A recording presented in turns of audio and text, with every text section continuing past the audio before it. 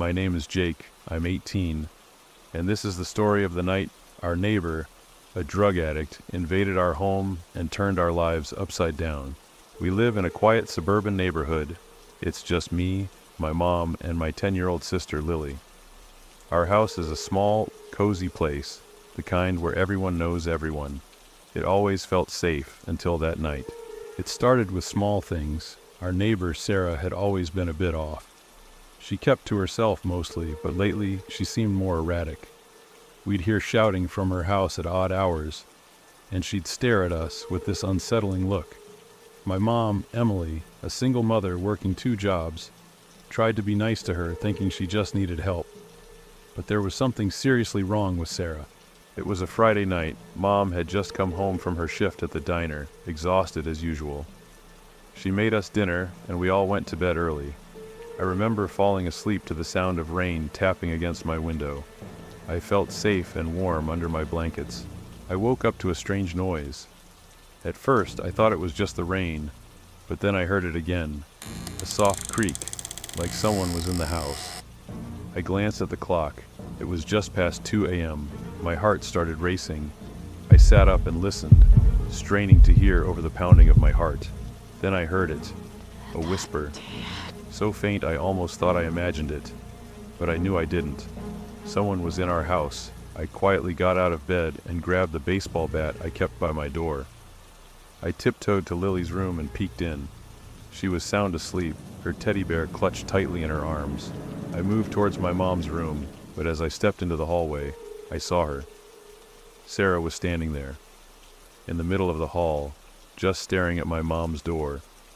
She was holding a knife, her eyes wild and unfocused. My blood ran cold. I wanted to scream, to shout for help, but I knew it would only make things worse. Suddenly, Sarah turned and looked right at me. For a moment we were frozen, just staring at each other. Then she lunged. I swung the bat, but she was too quick. She tackled me to the ground, the knife glinting in the dim light. I struggled, trying to push her off, but she was surprisingly strong. I managed to kick her off and scrambled to my feet.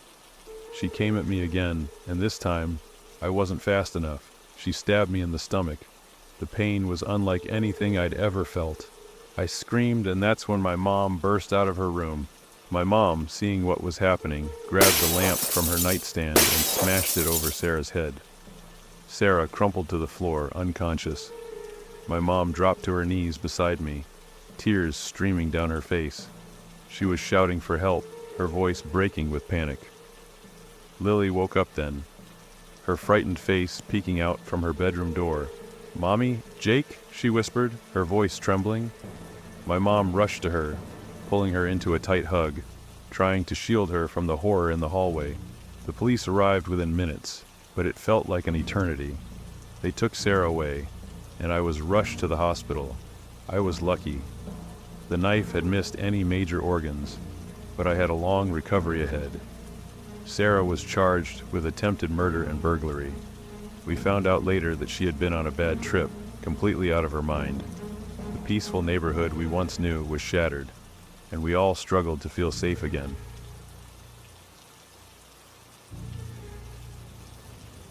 I never thought anything like this could happen to me. I mean, you hear stories on the news or read about them online, but you never think you'll be the one telling one. I'm just a regular guy, living in a small town where nothing much ever happens, or so I thought. It started about a year ago. I was living alone in a modest house on the outskirts of town. It wasn't much, but it was home. I worked the night shift at a local factory, so I usually slept during the day. My routine was pretty predictable. Get home around 6 a.m., grab a quick bite, then crash until the afternoon. On weekends, I'd stay up late playing video games or watching movies. One Saturday night, I was up late playing some Call of Duty. It must have been around 2 a.m. when I finally decided to hit the sack. I remember thinking how quiet it was outside. No cars, no dogs barking, nothing. Just an eerie silence. But I didn't think much of it and went to bed. The next morning I woke up to a strange feeling. You know that sensation when you think someone's watching you? It was like that, but I was alone. I shrugged it off, thinking maybe I was just paranoid from all the late-night gaming. A few weeks went by, and nothing unusual happened. But then, one morning, I found something that sent chills down my spine. I woke up and found a photograph on my nightstand. It was a picture of me, sleeping. I froze, staring at the photo. Who the hell took this? How did they get into my house? I checked all the doors and windows. They were locked. There was no sign of forced entry. I felt violated, scared, and confused all at once. I went to the police and showed them the photo. They took it seriously and said they'd keep an eye on the area, but they didn't have much to go on. No fingerprints, no witnesses, nothing. They suggested I install some security cameras, so I did. I put them up around the house, hoping to catch whoever was doing this. For a while, things were quiet again. I started to think maybe it was just a one-time thing, some sick prank, but then it happened again.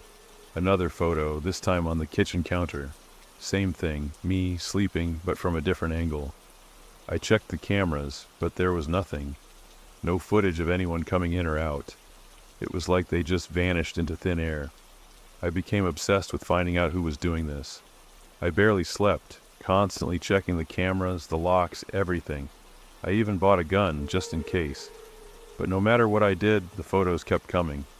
Sometimes weeks would go by, sometimes just days. But each time, a new photo would appear.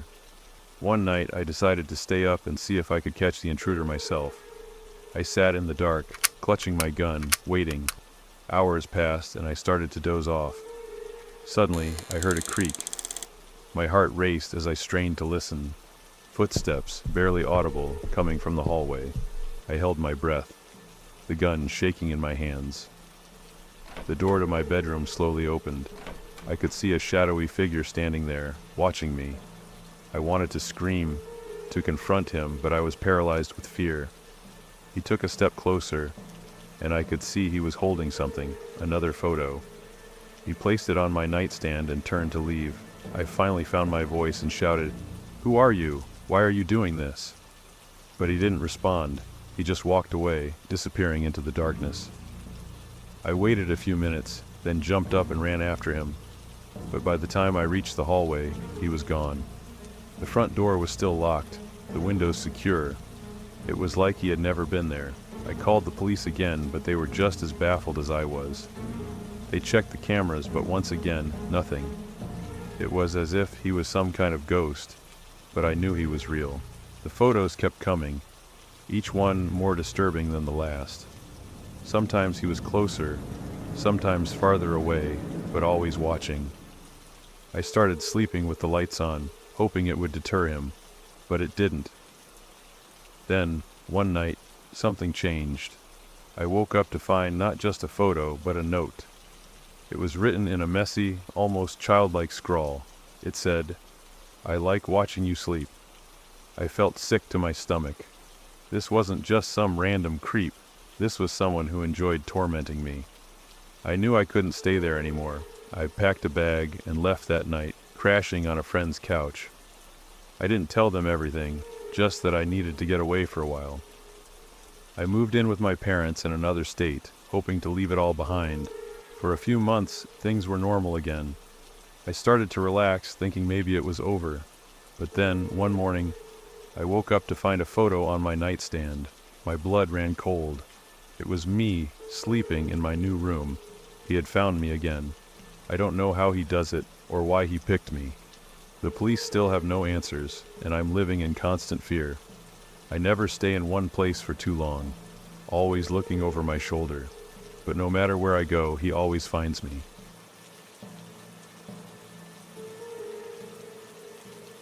I always thought of myself as a cautious person. You know, the kind who double checks if the door is locked before going to bed. But nothing really prepares you for the kind of terror that shakes you to your core, making you question everything you thought you knew about safety. It was a typical Wednesday night. I remember it vividly because I just wrapped up a long day at work and was looking forward to unwinding with a movie. I live alone in a modest two-bedroom house on the outskirts of town, where things are usually pretty quiet. That night, I was feeling a bit uneasy, but I brushed it off as stress from work. Around 11 p.m., I decided to head to bed. I did my usual routine, checked the locks on the doors and windows, turned off the lights, and climbed into bed. The house was silent, except for the occasional creak, which was normal. I was almost asleep when I heard a soft thud coming from the back door. My heart skipped a beat. I told myself it was probably just the wind, or maybe a stray cat, but deep down, I knew something was off. I grabbed my phone and tiptoed towards the kitchen, trying to make as little noise as possible. The back door has a small window, and as I got closer, I saw a faint shadow moving outside. My blood ran cold. Someone was out there. I didn't know what to do. Should I call the police? Should I confront them? My mind was racing. Before I could decide, the doorknob started to turn slowly. I froze, my heart pounding in my chest. I couldn't believe what I was seeing. Someone was trying to get into my house. I backed away slowly, trying to remain calm. I didn't want to make any noise that could alert the intruder. I retreated to my bedroom and locked the door behind me. My hands were shaking as I dialed 911. The operator's calm voice was a stark contrast to the panic I felt.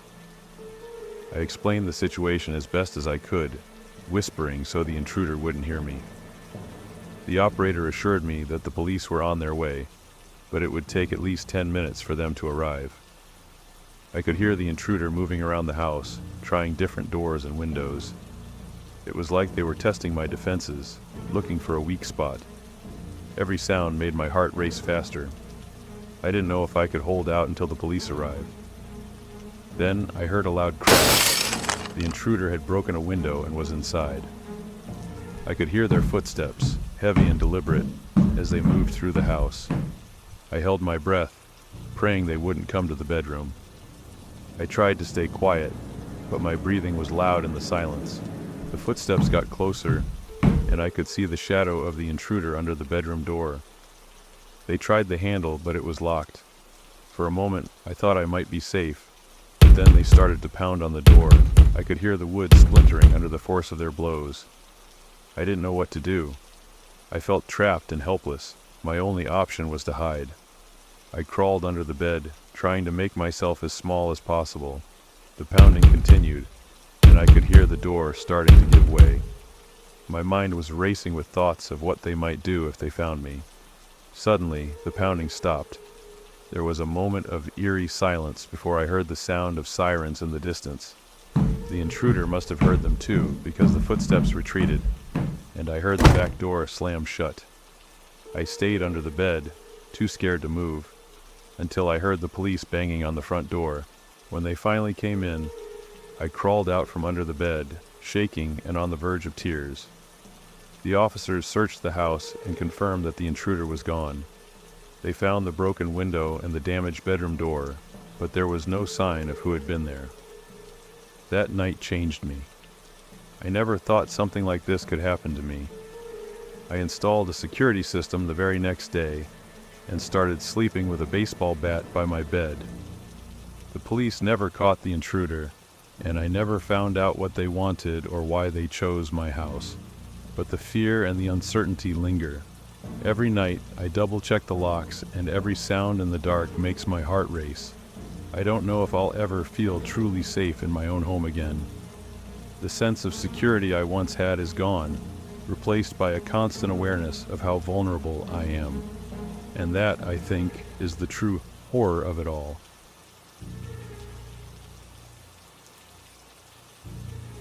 When I was about 4, we were broken into twice.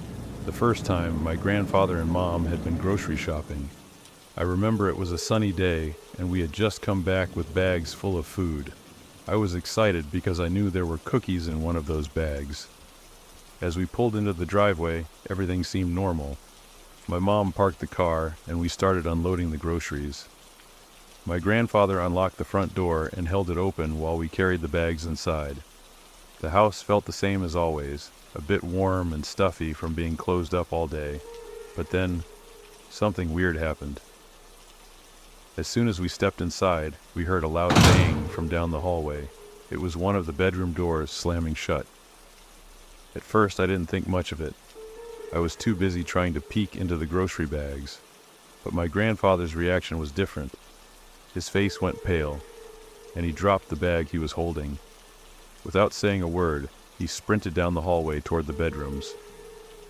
My mom looked scared, but told me to stay put as she followed him. I stood there holding onto a bag of apples, not really understanding what was happening. After a few moments, my mom and grandfather came back. My grandfather had a strange look on his face. He said the window in the bathroom was wide open and the curtains were blowing in the breeze, but there was no one there. They figured whoever it was must have just left when we got home because nothing was missing or disturbed. My mom was shaken, but we tried to go on with our day like normal. 3 months later, it happened again, but this time it was much worse.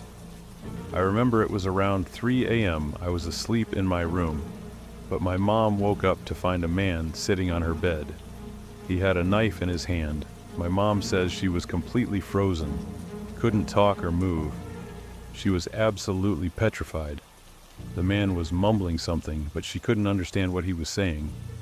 Then, just as suddenly as he appeared, he got up and walked out when the neighbor's dog started barking. She heard the backsliding door open and close, and then there was silence. She immediately grabbed the phone and called my grandfather. All she could say was, "There's someone in the house." My grandfather lived just 5 minutes away with my mom's 3 teenage brothers. They rushed over barefoot and in their underwear and surrounded the house. By the time they got there, every door in the house was unlocked and the back door was open. The intruder was gone. My mom was a mess, and I remember her crying as she held me close.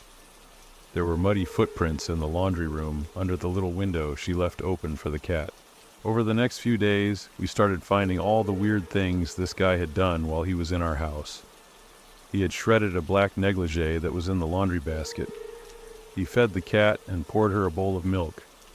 He even poured himself a whiskey from the decanter in the living room, added ice and Coke to it. Somehow, he had injected solder into the eggs in the fridge, and he ate the leftover roast meat we had. He had cut up some catalogs that were sitting on the bench and taken photos on my mom's camera. There was one of the stovetop and another of me sleeping. That one really freaked my mom out. He even tipped salt into her shoes. The knife he had was from our kitchen, and we never found it. The cops came and got plenty of fingerprints, but whoever it was didn't have a record. It was only a couple of years later that they concluded it might have been an acquaintance of one of my uncles. Apparently, this guy had made some strange comments to people, and the story got back to my uncle. Eventually, he was locked up on some psychiatric hold for something unrelated, but he was never charged with the break-in. This whole ordeal messed my mom up for years. She was always on edge, and it took a long time for her to feel safe in our home again. Even now, thinking about it gives me chills. It's one of those things that sticks with you, making you always double-check the locks and look over your shoulder.